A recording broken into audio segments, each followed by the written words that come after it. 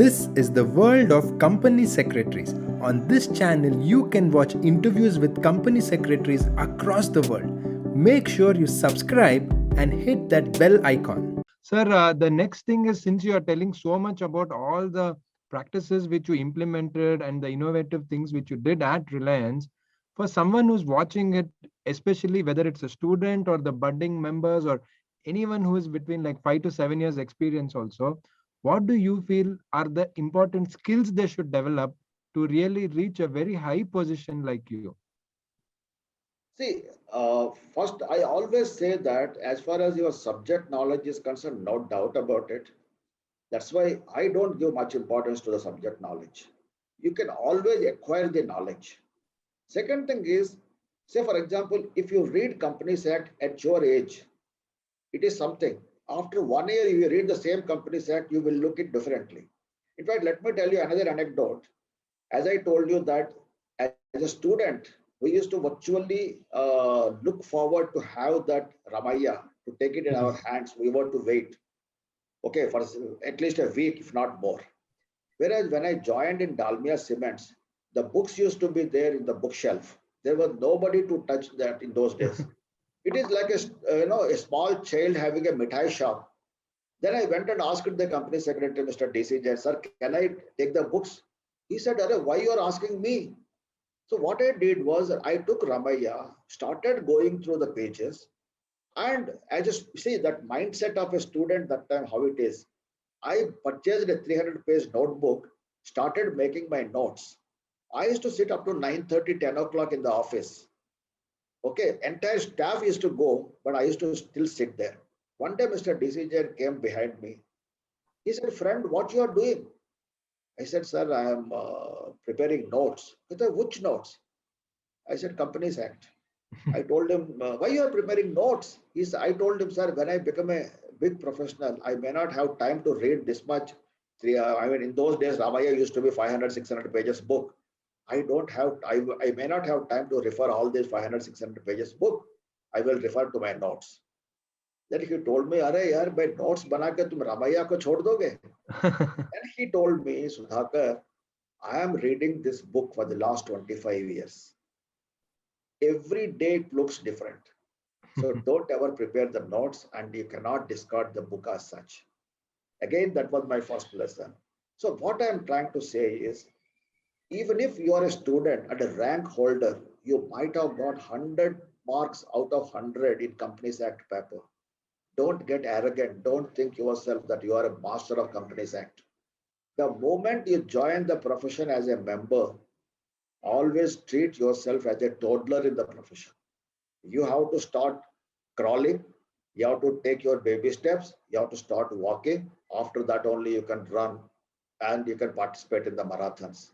So you have to have the command on at least 50 sections, 25 to 50 sections, which we deal with normally on day in, day out. I always say that as a company secretary, you have to have good knowledge. The good knowledge of a student is different, but because that is exam oriented knowledge. Yes, Good sir. knowledge as a member, it is entirely different. And at the same point of time, I don't ask you to have an expert knowledge in first year, but reasonably every year when you look back, your knowledge skills, ability to interpretation, ability to implement the section, ability to read the rules together with the section. Especially these days, Companies Act 1956 was a stabilized act. Companies Act 2013 is an unstabilized act. The pendulum goes from one extreme to the other. Rules are overriding the act, forms are overriding the rules. Your standard dictums, rule cannot override the act and form cannot override the rules. They're all gone for a toss. So students have to deal, and they are, I mean, these budding members have to grapple with these issues. So Companies Act 2013, when it has come, in those days, and even till now also, I did a lot of presentations on this particular thing.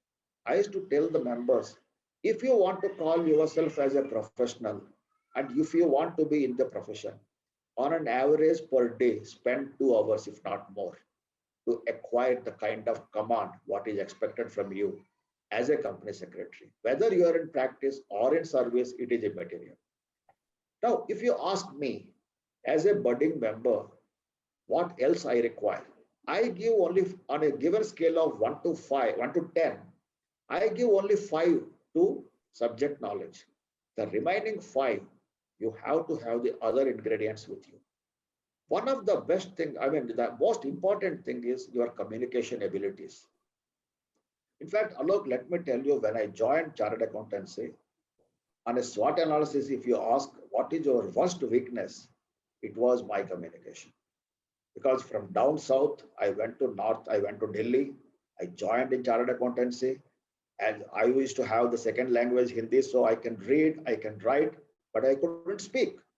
The proficiency in English was not there because again, in the interiors of India, even till date also, if you speak in English, people make fun of you. With that, what happened was that only the people who are in metropolitan cities used to speak English fluently. But even today also, I'm very sure, small towns, villages, the professionals are still struggling with the language issue. True, sir. In those days, since I was not having any mentor, nobody told us, by language is not that important, but your other things are also equally important.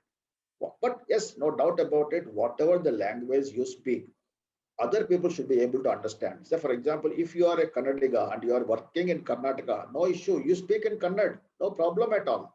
But yes, some kind of other language is also equally important. But if you are going to Delhi and you know only Kannada, obviously it will not do for you.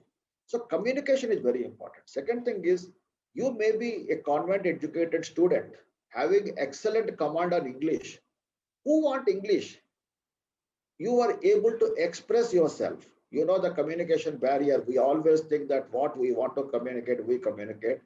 Whereas the other person is only receiving 50% of what you are communicating. You are thinking that you want to communicate what you want to communicate, but you are only 50% you are communicating. So that means that other person is getting only 25% of what you want to communicate. This is an important thing, especially when you work. You should be able to express yourself. You should be able to present yourself to your bosses. When you compare a chartered accountant with a company secretary, we always compare with chartered accountants, and we always say, for the last 35 years, I'm hearing that chartered accountants bully us. Okay. So obviously what happens is that if you see the course curriculum, the syllabus, in fact, according to me, as a student, I always found the syllabus of Institute of Company Secretaries the best in comparing to the chartered accountancy or cost accountancy institutes. As a CA also, I used to, for my exams, I used to read CS study material. Let me tell you very honestly for that, whether it is tax, whether it is Companies Act, whether it is FERA, MRTP, all those things. I used to read these books only. And what is the problem there? Subject knowledge-wise, we are the best. But the 3-year articleship of chartered accountancy, that teach them the street smartness. Unfortunately, that street smartness we are not having with us. You compare a chartered accountant with an MBA finance. Chartered accountants always compare this. MBAs are really bullying us. Why? Because in MBA, they teach you the presentation skills. They know how to make PowerPoint presentations. They know all these things. They're excellent people. I'll give you an anecdote for this, Alok, to make your students and the budding members to appreciate this, what I'm trying to say. There was what's called as a tender was called to catch hold of the pigeons. So it was, just to understanding purpose, a chartered accountant has applied, bid for the tender. A company secretary also bid for the tender. So they called the company secretary first. But how you will catch hold of this pigeon? He said, what is the problem? I will just go behind that. I'll just catch it like this. That's why it is. Is it that simple? He said, yes, it is very, very simple, sir. No problem. I will be able to catch. You tell me the daily quota, how much you want, I will be able to catch and give it to you. They called the chartered accountant. They asked him by how you will catch hold of the pigeon. He said, sir, I need some resources for that. What are those? I need a candle. I need a matchbox. The company secretary is also watching this. He was also there. The company secretary was wondering what he will do with candle and matchbox. So then they said, okay, we will give you the candles and we will give you the matchboxes. What you will do with that? He said, I will put the candle on the head of that pigeon. I will lit the candle. The candle, when it gets melted, the wax will come on its eyes. It will not be able to see anything. I will go and catch it. And the process chart he presented to them, and the management got very influenced. They said, okay, you are the best person. They gave the award to him. That tender they have awarded to him. The company secretary went and asked the chartered accountant, boss, tell me one thing. When you put the candle on the head of that pigeon, okay, it will fly away. Chartered accountant said, that bloody fellow, you know that. They don't know it. No? You have to catch that. So this is on the lighter side, Alok, I'm saying this. Okay, but what here we have to learn is that street smartness.